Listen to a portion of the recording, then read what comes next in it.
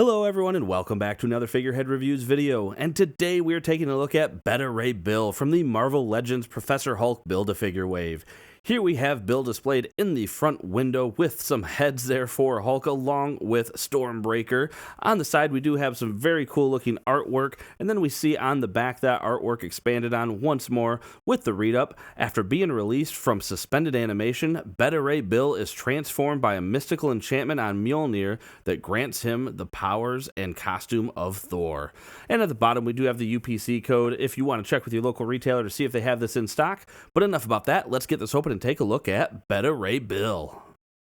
And here is betaraybill outside of his packaging, and really happy that Hasbro gave us the Asgardians that they did in this wave. I like having the classic Loki and now having a classic betaraybill figure, so really happy with that. And he came out looking fantastic in my opinion too.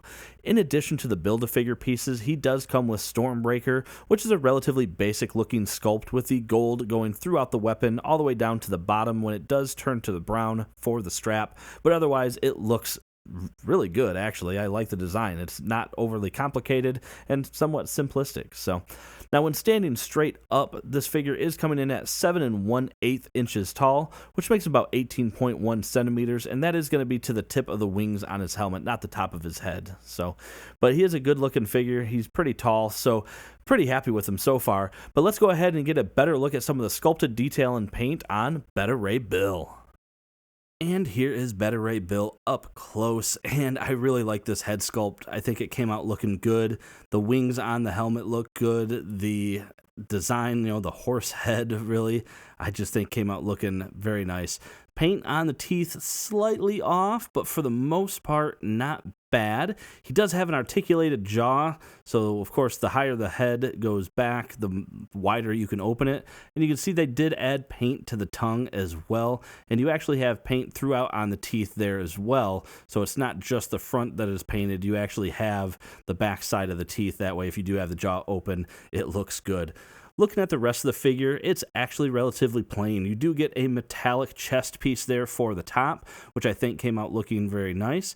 You get some silver paint there for the, the rivets, I guess those are supposed to be. But otherwise, not a whole lot going on there on the chest. You do get some subtle paint work there on the muscles there of the arm to help bring out some of that muscle definition, which looks good. Straps on the wrist look good. Some alien-looking hands there, of course, with just the 3 fingers and a thumb, but I like how that came out. The shoulder pieces are flexible, not super flexible, but not too much hindering the functionality there of the hinges. And then the cape, actually, I really like how they hid the cape clasps, so it actually can come off just like that. And of course I'm having difficulty with this one, but it just pops. There we go, right off. You do have a plug in the back there to help just get it held into shape. But with the cape off, I think that's really cool because that rivet doesn't look terribly out of place. And that way, yeah, he looks pretty good.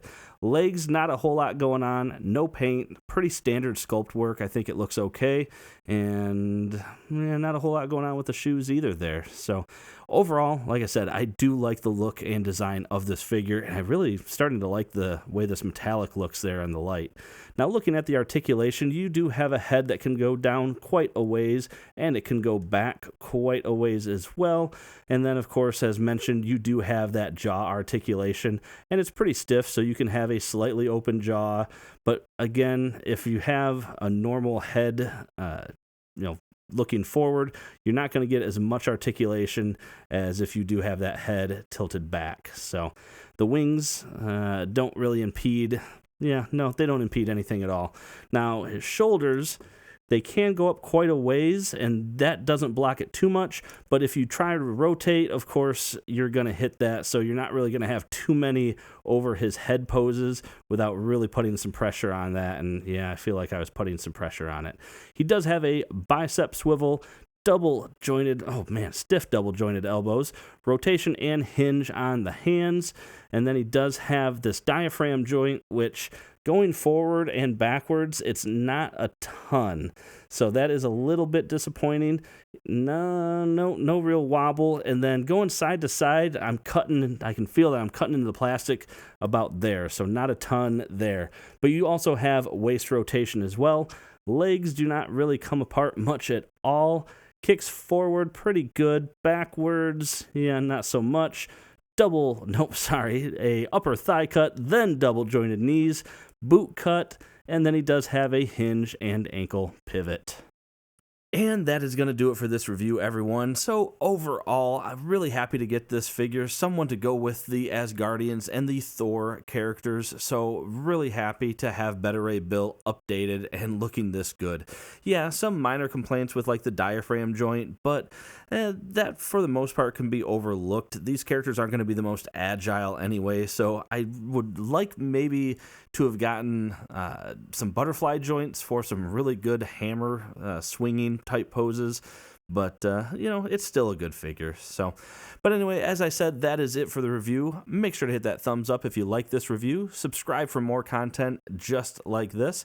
And aside from that, thanks for watching my video and have a great day.